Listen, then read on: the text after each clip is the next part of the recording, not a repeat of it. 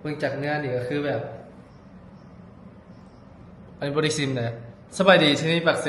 ทุกคนวันนี้รังมีของแปลกมานำเสนอเนาะที่ทุกคนบ่เคยได้มาลองแล้วก็บ่เคยได้แบบสัมผัสนะ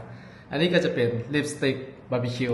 อย่าให้เบิ่งกันละกินแล้วสีแล้วรสมันจะเป็นประมาณไหนมันจะคือรสชาติบาร์บีคิวแท้บ่มาลองใส่เบิ่ง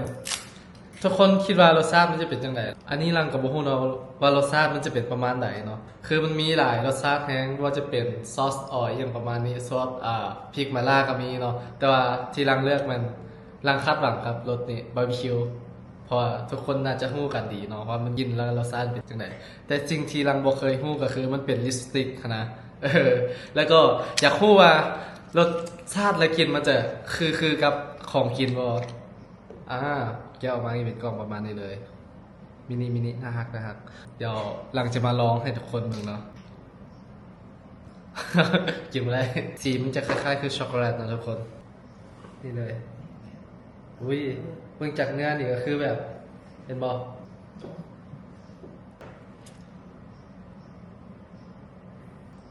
อันนี้บริซิมเลยเดี๋ยว สัมผัสกินมันสำหรับรสชาตินี่มันกินจะบ่ค่อยแฮงคืออาหารเนาะแต่ว่ามันก็จะออกคล้ายๆคือกินเครื่องมาของบาร์บีคิวหลายกว่าเนาะสำหรับตัวนี้มันก็ช่วยให้นี่เลยให้ถ้าปากเขาชุ่มชื้นตลอดเนาะถ้าผู้ใดสนใจอยากลองก็คืออินบ็อกมาหาได้เลยเนาะเดี๋ยวหลังจะไปซอกมาให้แล้วก็หรือว่าคอมเมนต์กันได้เด้อผู้หญิงผู้ชายใช้ได้เบิดทุกคนเนาะบ่เลือกจำกัดเพศเนาะคือตัวนี้จะเฮ็ดให้ปากเขาจะมีความชุ่มชื้นแล้วก็อยู่ได้โดนเนาะเบิ่งจากนี่เลย